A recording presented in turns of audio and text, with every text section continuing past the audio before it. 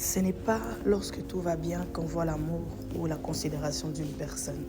C'est bien souvent au moment où il y a l'adversité, les conflits, et c'est le comportement de la personne qui dit d'aimer qui va déterminer l'importance que tu as pour lui.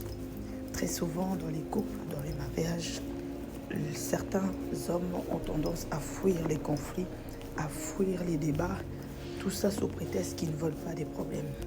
Mais je tiens à dire à une personne, si tu es face à un homme qui ne sait pas assumer de discuter avec toi de quelque chose qui te tient à cœur, fais très attention de devenir là où le sorcier de sa vie.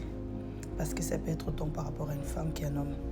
Être mature dans une relation, c'est d'assumer d'entendre aussi ce que l'autre te dit, de te remettre en question et de travailler sur ce qui ne va pas dans le but d'avancer ensemble. On voit aujourd'hui, j'ai croisé un couple qui nous dit que ça fait 60 ans de mariage et je réalise que faire 60 ans de mariage aujourd'hui est devenu un luxe. C'est comme devenu un rêve. Comme si le monde actuel ne permet pas aux gens de tenir autant de temps. Et je leur ai posé la question pendant que nous étions dans le rayon à attendre de payer nos courses. Ils nous ont dit, c'est de surtout éviter de se chamailler pour un oui, pour un non, de faire beaucoup de concessions et de parler de tout, même des sujets qui fâchent. Je rencontre beaucoup de personnes, beaucoup de femmes qui ont tendance à éviter de parler d'un sujet. Pourquoi? Parce que soi-disant leur compagnon ne va pas apprécier. Éviter de faire un commentaire, que ce soit au niveau familial, relationnel, amical, même simplement avertir un ami, un copain de ton mari ou de ton fiancé que voilà, cette personne, je l'estime qu'il n'est pas très correct.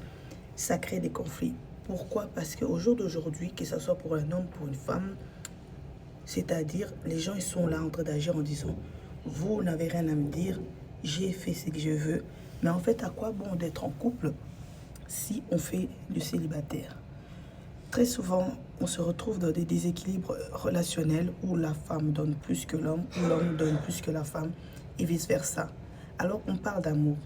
Et ces couples de 60 ans m'ont donné un témoignage en disant que il avait sa petite fille qui a fait 9 ans de vie avec son fiancé et ils ont décidé de se marier.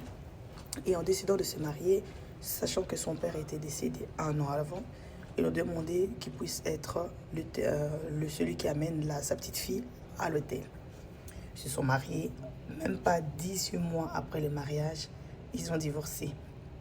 Je pourrais dire oui, il y a peut-être des vices dans le mariage, mais je me dis pourquoi des personnes, quand ils ne sont pas mariés, ils arrivent à mieux s'entendre qu'une fois qu'ils sont mariés. Parce que le mariage est une institution divine venant de Dieu et c'est très spirituel. Et le diable combat les mariages parce qu'il sait qu'à l'issue de ça, un foyer, une famille va se créer. Aujourd'hui, c'est vrai, on a des enfants avant parfois le mariage, mais quand on rentre dans l'institution divine, le diable n'est pas content. Et c'est là où les couples négligent ce qu'ils devaient prêter attention. La routine s'installe, les calomnies s'installent, les non-dits s'installent et ça crée des divisions. Alors oui, c'est bien de vouloir se marier, mais il faut être prêt mentalement à assumer. Ça est béni.